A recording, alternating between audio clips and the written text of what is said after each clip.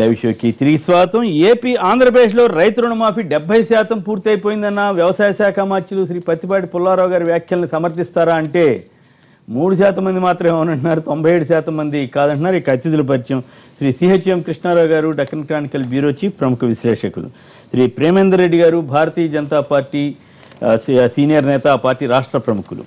ఇక పొన్నం ప్రభాకర్ గారు, Congress party senior నేత, కరీంనగర్ మాజీ ఎంపీ వారు. అలాగే శ్రీనివాస్ గౌడ్ గారు, టీఆర్ఎస్ సీనియర్ నేత, మహబూబ్నగర్ శాసనసభ్యులు, వారు కూడా చర్చలో పాల్గొంటారు. ముందుగా ప్రజల రాష్ట్రపతిగా పేరొంది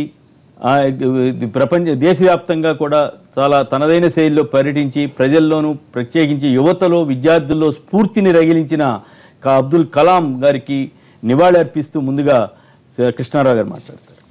ఒకటేంటంటే అబ్దుల్ కలాం గారి గురించి, ఆయన గొప్పతనం గురించి మనం కొత్తగా వివరించవలసిన అవసరం లేదు. చాలామందికి తెలిసి మొత్తం ఈ దేశ ప్రజానీకానికి అంతటికి ఆయన రాష్ట్రపతి కావడానికి ముందరే భారతరత్న అందుకున్న మహానుభావుడు ఆయన. ఒకటి ఏంటంటే ఆయన జీవితం కానీ ఆయన వ్యవహారం కానీ నిరంతరం అధ్యయనం. ఎవరికి ఆయన సైంటిఫిక్ టెంపర్మెంట్ విద్యార్థుల్లో పెంచడం కోసం ఆయన రాష్ట్రపతిగా ఉన్నప్పుడు, రాష్ట్రపతి కాకముందు, రాష్ట్రపతిగా పదవి విరమణ చేసిన తర్వాత కూడా ఆయన ఎక్కడా అలుపు సులుపు లేకుండా అది ఒక కార్యక్రమంగా పెట్టుకుని కొన్ని లక్షలు కోట్ల మంది, ఇంకా చెప్పాలంటే విద్యార్థులందరూ అన్ని సంస్థలకి వెళ్ళి అన్ని వాళ్ళకి సైంటిఫిక్ టెంపర్మెంట్లు అందులో పెంపొందింపజేసేలా చేయడం అనేది I think it's most remarkable contribution అయింది. ఎంత కాదు, ఆయన ఒక మతం, ఓ కులం, వ్యవహారం అది కూడా ఏం లేదు, ఫ్యామిలీయే లేదు, మొత్తం దేశ ప్రజలందరినీ కూడా ఆయన ఫ్యామిలీగా పరిగణించి చేయడం అనేది మనకి ఇంతమంది రాష్ట్రపతులు చేశారు. కానీ ఎవరు ఇలాగ పీపుల్స్ ప్రెసిడెంట్గా రాష్ట్రపతి భవన్ని ప్రజలకి అందుబాటులో ఉంచడం వేరు ఎలా ఉన్నప్పుడు కూడా ప్రజలందరిలో ఇంత ప్రభావితం చూపించినటువంటి రాష్ట్రపతిగా కూడా ఆయన అధివేశించి ఆయన శాస్త్రజ్ఞుడిగా ఉన్నాడు. మొత్తం పరిశోధనలో వివాదాలు లేడు. రెండోది ఆయన చూసిన వాళ్ళు ఎవరు కానీ ఏదో వివాదాలతో ఆయన్ని ఇబ్బంది పెట్టాలని కూడా అనుకోరు. అది ఒకటి మంచితనం, అది కూడా ఆయన చాలా గొప్ప లక్షణం. It's a great loss. ఎందుకంటే ఈ సైంటిఫిక్ టెంపర్మెంట్ అంటే ఇప్పుడు మన భారతదేశంలో ఉన్నటువంటి ఇప్పుడు పూర్వకాలంలో మనకి ఏదో రకరకాలటువంటి పరిశోధనలు, అంతరిక్ష పరిశోధనలు చేసినటువంటి చరిత్ర ఉంది.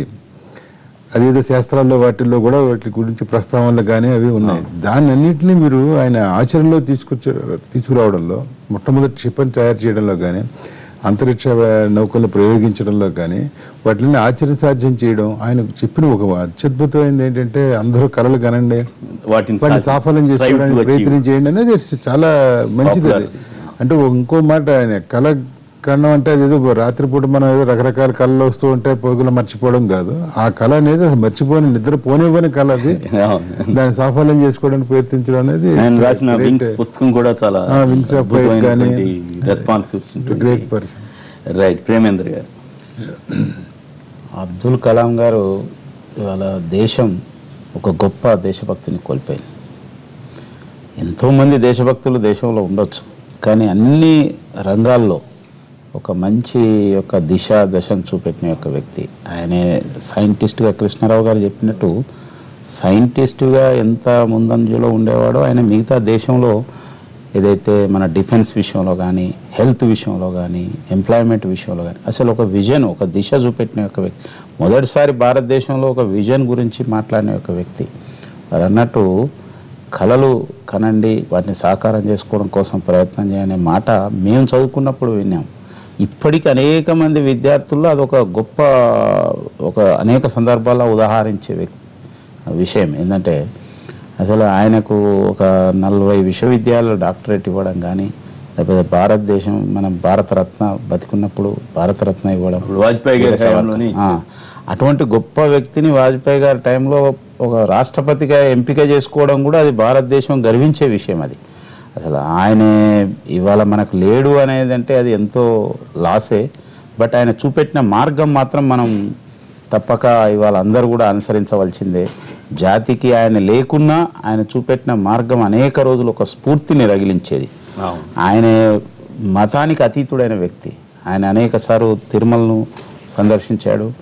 ఆయనే రోజు భగవద్గీతను పఠించేవాడు. ఆయనే చెప్పాడు. తర్వాత ఆయన ప్యూర్ వెజిటేరియన్. ఆయన యొక్క ఈ దేశంలో సన్యాసి వ్యవస్థలో చూసినా కూడా ఆయన ఒక బ్రహ్మచారి. ఆయన అనేక విషయాలు అసలు ఆయన నిజంగా చెప్పాలంటే ఆయన ఏకాదశి రోజు పర్వదినం రోజు ఆయన మరణించిందంటే ఆయన ఒక గొప్ప భక్తుడు, ఒక తాత్వికవేత్త, ఒక ఫిలాసఫర్. భారతదేశం మనం ఏం చెప్పినా ఆయన లాంటి వ్యక్తిని మనం ఇవాళ పొందలేము. ఆయన యొక్క వారసత్వం అనేది మనందరికీ ఎంతో గర్వకారణం. ఆయన స్ఫూర్తిని నిరంతరం ముందుకు తీసుకుపోవాల్సిన అవసరం ఉంది. రైట్. ఆంజనేయ శర్మ గారు హుస్నాబాద్ లైన్లో ఉన్నారు, వారు నివాళులర్పిస్తారు. ఆంజనేయ శర్మ గారు నమస్కారం, మాట్లాడండి. మహోన్నత వ్యక్తిని పేపర్ బాయ్ గా ఆయన జీవితాన్ని మొదలుపెట్టిన పేపర్ బాయ్ గా నేను కూడా ఒక పేపర్ బాయ్ ని సంతాపాన్ని తెలియజేస్తున్నాను సార్. ఆయన మీద ఆ నిష్ఠాగరిస్తూ ఎవరైనా సరే రాజకీయ నాయకుడు కూడా ఆయనలాగా నిష్ఠాగరిస్తూ ఉంటారు. ఈ విజన్ తో కనుక ఉంటే ఈ దేశం చాలా బాగుంటుందని నా ఉద్దేశం సార్. ఎందుకంటే ఒక మనిషి అనేటువంటి వాడు ఏ విధమైన విలువల్ని కలిగి ఉండాలని, ఆ విలువలతో కూడినటువంటి జీవితం ఎంత చక్కగా ఉంటుందో తెలియజేసినటువంటి మహోన్నత వ్యక్తి అని ఆయనను కేవలం మేము ప్రతిపాదించామని చెప్పకుండా మేము ఆయన గొప్పవాడిని చేసినామని చెప్పేటువంటి ధైర్యం కూడా ఎవరు చేయలేరు. ఎందుకంటే ఆయనే గొప్పవాడైండు. కాబట్టి ఆయన అలాంటి వ్యక్తులకు సంబంధించిన అంశాల వ్యక్తిలో కొన్ని క్రోడీకరించాను. ఇప్పుడు వస్తున్నటువంటి రాజకీయ నాయకులు ఆయన లోపల కొద్దిగానే ఆయన తదనంతరం మన జీవితాలు కూడా మనం ఆయన ఏ విధంగానైతే కొలుస్తున్నాం అంతకంటే ఎక్కువ రీతిలో కొలుస్తున్న ఉద్దేశంతో ప్రజలకు సేవ చేయడానికి పూనుకుంటే మంచిది. కేవలం నివాళులర్పించి అట్లా చేయకుండా ఆయన ఆలోచనని ఆచరణలో పెడితే రాజకీయ నాయకులు చాలా బాగుంటుంది. ఎందుకంటే రాజకీయాలకు ఖర్చు లేకున్నా కూడా ఆయన గొప్పగా సేవ చేశాడు దేశానికి. ఓకే, బాగా చెప్పారు శర్మ గారు. ఇక సుందర్బాబు గారు కోదాడ నుంచి వారు మాట్లాడడానికి ముందుగా శ్రీనివాస్ గౌడ్ గారు నివాళి అర్పించిన తర్వాత సుందర్బాబు గారు మాట్లాడతారు. శ్రీనివాస్ గౌడ్ గారు అబ్దుల్ కలాం గారికి మీ శ్రద్ధాంజలి ఘటించారు. ఆయనకు మా పార్టీ తరఫున, మా తరఫున, మా ఉద్యోగుల తరఫున ప్రగాఢమైనటువంటి సానుభూతిని మేము వ్యక్తం చేస్తూ అలాంటి గొప్ప నాయకుడిని కోల్పోవడం చాలా దురదృష్టకరం. ఎందుకంటే ఒక సామాన్య కుటుంబంలో, మామూలు బీద కుటుంబంలో పుట్టినటువంటి వ్యక్తి కృషి పట్టుదల ఉంటే ఆ స్థాయికి ఎదగగలుగుతాడు, ప్రపంచమే గర్వించే స్థాయికి ఎదగగలుగుతాడు అనే దానికి కేవలం ఒక అబ్దుల్ కలాం గారి ఒక నిదర్శనం. ఆయన జీవితకాలం మొత్తం కూడా అసలు ఈ రోజుల్లో చిన్న ఉద్యోగం రాగానే పెళ్లి చేసుకోవాలి, ఇల్లు కట్టుకోవాలి, కారు కొనుక్కోవాలి అటువంటి ఆలోచన కలుగుతుంది. కానీ ఇప్పటి వరకు కూడా ఆయన జీవితం మొత్తం సర్వస్వాన్ని పేద ప్రజలకు, పేద విద్యార్థులకు ధారపోసి ఆయన వచ్చిన శాలరీ కావచ్చు, వచ్చినటువంటి అన్నీ కూడా ఇప్పుడు రాష్ట్రపతిగా అయినటువంటి వ్యక్తి మళ్ళీ సామాన్య జీవితాన్ని గడిపినటువంటి రాజకీయ నాయకులు ఆయన చూసి నేర్చుకోవాలి, మామూలు సామాన్య కుటుంబం వాళ్ళు నేర్చుకోవాలి, బీదరికంతో ఉన్నటువంటి వాళ్ళు కూడా మేము బీద వాళ్ళం ఉన్నాం, చదువుకోలేము, గొప్ప వాళ్ళం కాలేము అన్నటువంటి వాళ్ళు కూడా ఈయన ఆదర్శం తీసుకోవాలి. అంటే దేశం కానీ ప్రపంచంలో కానీ సామాన్య వ్యక్తి కూడా ఈయన నేర్చుకొని ముందుకు పోవాల్సిన అవసరం ఉంది. ఈరోజు ఆయన ఒక శాస్త్రవేత్తగా ఒక క్షిపణిలు లేకపోతే వేరే అణువు లాంటి బాంబులు తయారు చేయడమే కాకుండా సామాన్య ప్రజలకు కూడా ఉపయోగపడేటువంటివి కాళ్ళు స్టంట్. అవును, మన హైదరాబాద్ తో చాలా ప్రత్యేక అనుబంధం ఉంది ఆయన. మొట్టమొదటి స్టంట్ ఆ రోజుల్లో ₹1,00,000 స్టంట్ వేసేది. హార్ట్ అటాక్ వచ్చిందంటే ధనవంతులు మాత్రమే బతికేది, బీదలు బతికే పరిస్థితి ఉండేది కాదు. ఆ రోజుల్లో ₹1,00,000 దొరికే స్టంట్ ఇలా 10,000కు తయారు చేయడం. అదేవిధంగా నిమ్స్ లో కూడా చాలా మంది కాళ్ళు ఇరిగిపోయినటువంటి వాళ్ళకు అప్పుడు 2-3 కిలోలు ఉండేటివి, బరువుగా ఉండేటువంటి కాళ్ళు, అవి మళ్ళీ కృత్రిమైనటువంటి కాళ్ళు కూడా మోయాలంటే చాలా బరువుగా ఉండేది. అలాంటిది మరి ఈయనే స్వయంగా నిమ్స్ హాస్పిటల్కి వచ్చి ఇంత బరువు ఉన్నది కాదు, నేను పరిశోధన చేస్తా, అతి తేలికైంది మనం కనుక్కుందామని చెప్పి పరిశోధన చేసి, అంటే ఆయన హృదయము అనేది ఎట్లా ఉంది, వ్యక్తిత్వం అనేది, ఆయనలో ఉన్నటువంటి గొప్ప గుణాలు ప్రతి ఒక్కరు నేర్చుకోవాలి. ఆయన జీవిత చరిత్ర, ఆయన ఏ పద్ధతులు, చదువు నుంచి మొదలుకుంటే చివరి వరకు ఏమేమి ఉన్నాయో అన్నీ కూడా పాఠ్యపుస్తకాలు చేర్పించి విస్తృతంగా ప్రచారం చేసి ఆయన ఆదర్శంగా తీసుకుని యువత ముందుకు రావడానికి. సుందరబాబు గారు కోదాడ నుంచి. సుందరబాబు గారు నమస్కారం, మాట్లాడండి. సుందరబాబు, అక్కడ ఉన్న పెద్దలందరికీ నమస్కారం సార్. మాట్లాడారు. ఒక మహోన్నతమైనటువంటి వ్యక్తిని ఈ రోజు భారతదేశం దూరం చేసుకుంది. అంతేకాకుండా ప్రతి ఒక్క విద్యార్థి, ప్రతి ఒక్క యువకుడు, ఈ జనరేషన్ లో ఉన్న ప్రతి ఒక్కళ్ళు కూడా, నాతో సహా ప్రతి ఒక్కళ్ళు మనం గర్వించదగ్గ విషయం ఏంటంటే అబ్దుల్ కలాం గారు జన్మించిన ఈ భూమిలో మనం పుట్టడం మనకెంతో అదృష్టం.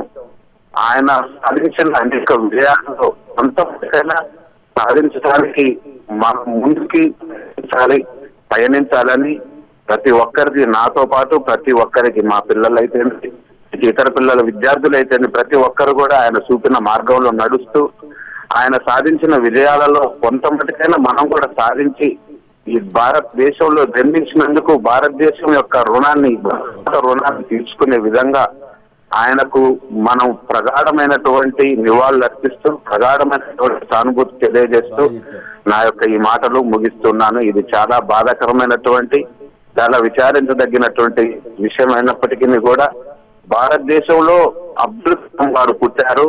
అబ్దుల్ కలాం గారు పుట్టినటువంటి ఈ భారత గడ్డలో నేను జన్మించడం నాకు ఎంతో గర్వించదగ్గ విషయం అని మరొకసారి తెలియజేస్తే అవకాశం ఇచ్చినందుకు మీకు ధన్యవాదాలు తెలియజేస్తూ ముగిస్తున్నాను. మీ యొక్క హృదయం నుంచి వచ్చిన మాటల్ని అభినందించాల్సిందే ఖచ్చితంగా సుందరబాబు గారు. ఇక నరసింహ గారు హైదరాబాద్ నుంచి మరొకరి లైన్ లో ఉన్నారు. నరసింహ గారు నమస్కారం, మాట్లాడండి. Good morning sir. నమస్కారం, మాట్లాడండి. మీరేమంటారు సార్? ఈ రోజు అబ్దుల్ కలాం గారు చనిపోవడం అనేది ఏదైతే ఉందో, దేశం ఏంటంటే ఒక దేశ ప్రజలు, యువత, అంటే భారతదేశానికి పరిమితం కాకుండా ప్రపంచ వ్యాప్తంగా ఉన్నటువంటి ప్రజానికానికి ఆయన చనిపోవడం అనేది ఒక ఆప్తుని కోల్పోయిన ఫీలింగ్ ఉంది సార్. Okay, correct. ఆయన ఏంటంటే యూత్ కు ఉత్తేజాన్ని ఇచ్చిన మహానుభావుడు, అంటే లక్ష్య నిర్ధారణ ఎలా చేసుకోవాలో చెప్పిన మహానుభావుడు. ఆయన జీవితం నేటి రాజకీయ నాయకులకు కానీ యువతకు కానీ ఆదర్శంగా ఉండాల్సిన అవసరం ఉంది సార్. ఆయనను ఆదర్శంగా తీసుకొని జీవితంలో ముందుకు పోవాల్సిన అవసరం ఉందని మేము ప్రగాఢ సానుభూతి తెలుపుతున్నాం సార్. బాగా చెప్పారు. ఇప్పటి వరకు మాట్లాడిన వాళ్ళంతా కూడా చాలా బ్రహ్మాండంగా మాట్లాడారు. వారందరినీ అభినందిస్తున్నాం. ఇక తెలంగాణ ఉపసభాపతి శ్రీమతి పద్మాదేవేంద్ర రెడ్డి గారు లైన్లో ఉన్నారు. పద్మ గారు నమస్కారం అండి, మాట్లాడండి. నమస్తే అండి. అక్కడ ఉన్న వారందరికీ కూడా నమస్కారం అండి. ఒక చిన్న విషయం మీతో షేర్ చేసుకోవాలనుకున్నానండి. అబ్దుల్ కలాం గారు చాలా మహోన్నతమైన వ్యక్తి. వారి పుట్టుక నుండి మరణం వరకు ఆదర్శప్రాయమేనండి. అతనితో ముఖ్యంగా వారు ఒకసారి శాసనసభకు 2004లో ప్రసంగించడం కోసం అని చెప్పి శాసనసభకు రావడం జరిగిందండి. ఆ సందర్భంలో నేను వారిని ఒక ప్రశ్న వేయడం జరిగింది. ఈ వెనుకబడ్డ ప్రాంతాల గురించి ప్రజాప్రతినిధులు చేయాల్సిన బాధ్యత ఏంటి అని చెప్పేసి నేను ఒక ప్రశ్న వేశానండి. అది నాకు ఇప్పటికీ చాలా గుర్తుంది. వారు చెప్పిన సమాధానం అయితే సభలో ఉన్న వారినందరికీ కూడా సంతృప్తిని ఇచ్చిందండి. ఎందుకంటే ఒక స్టాలిన్ లో ఉన్న ఒక స్టోరీ ఉంది చూడండి. వికలాంగులందరూ కలిసి పరుగు పందెం పెట్టుకుంటుంటే కొంతమంది పడిపోతారు. వాళ్ళ లక్ష్యం చేరక ముందే పడిపోతుంటే వీళ్ళందరినీ కూడా అందరు కలిసి మూకుమ్మడిగా ఒకరినొకరు చేయుతనిచ్చుకొని ఆ లక్ష్యం వరకు చేరి గెలుస్తారండి. అంటే అందరూ గెలుస్తారు. అంటే వెనుకబడ్డ ప్రాంతాలను కనుక అందరం కలిసి మంచిగా చేసి ముందుకు తీసుకెళ్లాలని ఒక మంచి స్ఫూర్తినిచ్చే స్టోరీ చెప్పినారండి. ఆ రోజు నాకు చాలా ఆనందం అనిపించింది. నిజంగా వారి మరణం అయితే తీరని లోటు దేశానికి. కరెక్ట్. మీరు ఆ పాయింట్ గుర్తుంచుకుని ఇప్పుడు గుర్తు చేసుకుని చెప్పడం కూడా బాగుంది పద్మ గారు. అది చాలా నిన్నట్టుండి అదే అనిపిస్తుంది. కొంచెం బాగా అనిపించింది. అయినప్పటికీ కూడా పుట్టిన వాళ్ళు మరణించక తప్పదు. కానీ అతను చివరి దశలో కూడా ఒక ప్రసంగంలో, అంటే ఒక షిల్లాంగ్ లో ఉండి ప్రసంగిస్తున్న సందర్భంలో, అంటే చివరి వరకు కూడా కష్టపడ్డ వ్యక్తి అబ్దుల్ కలాం గారండి. అదే అందరికీ ఆదర్శప్రాయం. ఓకే అండి, ధన్యవాదాలు పద్మ గారు, బాగా మాట్లాడారు. ఫైనల్గా ఈ మొత్తం మీద చూస్తే నిజంగానే ఇప్పుడున్న పరిస్థితుల్లో ఈ రాజకీయ నాయకులు మారే అవకాశం ఉంటుందా? ఇంకా ఇప్పుడు పద్మ గారు గుర్తు చేసినట్టుగా ఆ రోజు ఆయన మన శాసనసభని అడ్రస్ చేసిన ప్రెసిడెంట్ ఆఫ్ ఇండియాలో ఈయన కూడా ఒకడు, నీలం సంజయ్ రెడ్డి గారు కూడా అడ్రస్ చేశారు. చేసినప్పుడు ఆయన ఒక కొత్తగా ఒక కాన్సెప్ట్ పట్టుకొచ్చాడు. ఇంతవరకు ఏదో శాస్త్ర సాంకేతిక రంగాలు, క్షిపణులు, ఇవి వ్యవహారాలు, అంతరిక్ష నౌకలు ఇవన్నీ ఎలా ఉన్నా కూడా జనాలకు అందరికీ అర్థమయ్యే దాంట్లో ఒకటి పూరా అని ఒకటి పట్టుకొచ్చాడు. ఆయన ప్రొవైడింగ్ అర్బన్ రూరల్ ఏరియాస్ అని పూరా అని ఒక స్కీమ్ పెట్టైనా మనం ప్రతి వాళ్ళు పట్టణాలకు వచ్చేయడం, పట్టణాల్లో ఏదో అయిపోవడం కాదు, పట్టణాల్లో కూడా ఇదే వసతులు మన గ్రామాల్లో కూడా ప్రొవైడ్ చేయడం, ప్రొవైడింగ్ అర్బన్ ఎమ్యూనిటీస్ అనేది. ఇవి చేయడం వల్ల ఏమవుతుందంటే ఈ అర్బన్ ఇన్ఫ్లెక్స్ అది కూడా తగ్గుతుంది, ఈ డిపెండెన్స్ తగ్గుతుంది, మొత్తం అన్నీ డెవలప్ అవుతాయి, దేశమే డెవలప్ అవుతుంది. ఆ కాన్సెప్ట్కి మన వాళ్ళందరూ అలాగే చాలా బ్రహ్మాండంగా చెప్పారు సార్ మీరనే అన్నవాళ్ళు ఉన్నారు. ఏమీ లేదు మళ్ళీ ఆచరణలో. ఒకటి ఇందాక పద్మ గారు కూడా గుర్తు చేసినట్టు ఆయన తొలి ఏకాదశి గడియలు అవన్నీ అది ఎలా ఉన్నా కూడా అదే కాకతాళీయంగా కూడా అది అయింది. అది విద్యార్థులకి అడ్రస్ చేస్తూనే మళ్ళీ ఆయన గొప్పతనం. ఆయన క్షణం వరకు ప్రజల మధ్య ప్రజల మధ్య కాదు, విద్యార్థుల మధ్య ఆయన సైంటిఫిక్ టెంపరమెంట్ అనేది వాళ్ళలో పెంపొందింప చేయడానికి ఏమేం చేశాడో అందులోనే ఇది ఇవ్వడం అనేది. ఇప్పటికైనా ఆయన ఇది కానీ ఆయన పోఖరాన్ పరీక్షల్లో కూడా ఆయనదే చేసింది. వాజ్పేయి గారు 2వ దశలో జరిగినప్పుడు అనౌన్స్మెంట్ లో కూడా ఈ was very much present. So ఇవన్నీ చూసుకుని ఇవాళ మనం ఏదైనా ఈ అబ్దుల్ కలాం గారిది ఏదో జనరల్ గా ఏంటంటే పోయిన నాయకులందరికీ ఏదో 4 విగ్రహాలు పెట్టడం, 2 పేర్లు పెట్టడం అది ఎలా ఉన్నప్పుడు కూడా కనీసం పెద్ద క్షిపణికి ఇప్పుడు పాకిస్తాన్ లో ఆ క్షిపణికి వాళ్ళ పేరు పెట్టి తయారు చేసిన మన అబ్దుల్ కలాం గారి పేరు పెట్టాలి దీనికి. మనం కూడా అంటే పెట్టడం కానీ గొప్పగా గుర్తించుకునే విధంగా చేయాలి. ఇప్పుడు పాఠ్యాంశం అంటే ఆల్రెడీ చాలా చోట్ల పాఠ్యాంశం ఉంది. సో ఆయన తెలియని వాడు కాదు, ఆయన తెలియజెప్పిన విషయాల్ని ప్రజాబాహుల్యంలో తీసుకురావడానికి అట్లా అమలు చేయడానికి ఇప్పుడు కనీసం లోక్సభ వాళ్ళు. అట్లా మురళీకృష్ణారెడ్డి గారు హైదరాబాద్ నుంచి. మురళీకృష్ణారెడ్డి గారు నమస్కారం, మాట్లాడండి సార్. నమస్తే సార్, అక్కడ ఉన్న పెద్దలందరికీ నమస్కారం సార్. మాట్లాడండి సార్. భారతదేశం కాకుండా ప్రపంచం ఒక మహోన్నత వ్యక్తిని కోల్పోయింది సార్. సో ఆయన పట్టుదలకి దీక్షకి మారుపేరు సార్. ఒక చిన్న ఉదాహరణ ఏంటంటే ఆయన ఏరోనాటికల్ ఇంజనీర్ గా జాయిన్ కావడానికి సీట్ వచ్చినప్పుడు సార్ వాళ్ళ అక్క గారు గొలుసును గాజుల్ని తాకట్టు పెట్టి 1000 రూపాయలు ఇస్తే పోయి జాయిన్ అయినటువంటి వ్యక్తి సార్ ఆయన. అటువంటి వ్యక్తి. ఇంకొక విషయం ఏంటంటే ఆయన చదువుకునేటప్పుడు ఆయనకి ప్రాజెక్ట్ వర్క్ ఇస్తే సార్ ఆ ప్రాజెక్ట్ వర్క్ చేయమని అంటే డాక్టర్ శ్రీనివాసన్ గారు సార్, ఆ శ్రీనివాసన్ గారు చెప్పిన పనిని ఈయన చేసేసి అయిపోయింది సార్ అంటే ఇది పనికిరాదయ్యా అంటే నాకు ఇంకొక 1-15 రోజులు టైం కావాలని అడిగారు సార్. 1-15 రోజులు కాదు, నువ్వు 2 రోజులు అది కంప్లీట్ చేయాలంటే డే అండ్ నైట్ నిద్రపోకుండా దాన్ని కంప్లీట్ చేసి చూపించినటువంటి వ్యక్తి సార్. ఆయన పట్టుదలని మనం ఈనాడు రాజకీయ నాయకులు కానీ విద్యార్థులు కానీ యావత్ ప్రపంచమే తీసుకొని ఆ మార్గంలో పయనించినట్టయితే మనకి ఒక మార్గదర్శనం దొరుకుతుందని నా అభిప్రాయం సార్. బాగా చెప్పారండి. కృష్ణమోహన్ గారు హైదరాబాద్ నుంచి మరొక లైన్ లో ఉన్నారు. కృష్ణమోహన్ గారు నమస్కారం, మాట్లాడండి. సార్ నమస్కారం సార్. అబ్దుల్ కలాం గారు లాంటి గొప్ప వ్యక్తిని కోల్పోవడం చాలా దురదృష్టం సార్. ఆయన రాష్ట్రపతిగా పదవి విరమణ చేసిన తర్వాత కూడా నిన్నటి వరకు అన్ని సంవత్సరాల వరకు పిల్లలు మోటివేట్ చేస్తూ పిల్లలకి ఆదర్శభావంగా నిలుపుతూ వాళ్ళకి ఎంతో ఇన్స్పైరింగ్ గా స్పీచ్ ఇచ్చు ఒక సర్వేపల్లి రాధాకృష్ణన్ గారు, జవహర్లాల్ నెహ్రూ తర్వాత యాక్టివ్ ప్రెసిడెంట్ ఆఫ్ ఇండియాగా పిల్లలకి గుర్తుపడిన విధంగా వాళ్ళ మనసులో ఉన్నారు. కలాం గారు పేరు గుర్తులో ఒక డే, కలాం డే అని ఒక డే పెట్టి పిల్లలందరికీ ఆయన లెసన్ ని పాఠ్యాంశంగా చేర్చాలని చెప్పేసి కోరుకుంటున్నాను సార్. మంచి సలహా ఇచ్చారు కృష్ణమోహన్ గారు, బాగా చెప్పారు. ఇక ఇతర అంశాల్లోకి వెళ్ళడానికి ముందుగా ఏపీలో రుణమాఫీ 70% పూర్తయిందన్న వ్యవసాయ మంత్రి ప్రతిపాటి పుల్లారావు గారి వ్యాఖ్యలు సమర్థిస్తారా అంటే 6% మంది మాత్రం అవునంటున్నారు, 94% మంది కాదంటున్నారు. ఇప్పుడు చిన్న విరామం తర్వాత ఈ తెలంగాణలో ఉద్యోగాల వ్యవహారం, ఉద్యోగాల జాతర మొదలైందా, మొత్తం మీద అయితే 1,00,000 ఉద్యోగాలకి 15,000 ఉద్యోగాలు ఇస్తున్నారనేటువంటి విమర్శ, మరి ఇతరత్ర వస్తున్నటువంటి వ్యాఖ్యానాలపై చర్చలోకి వెళదాం ఇప్పుడు చిన్న విరామం తర్వాత.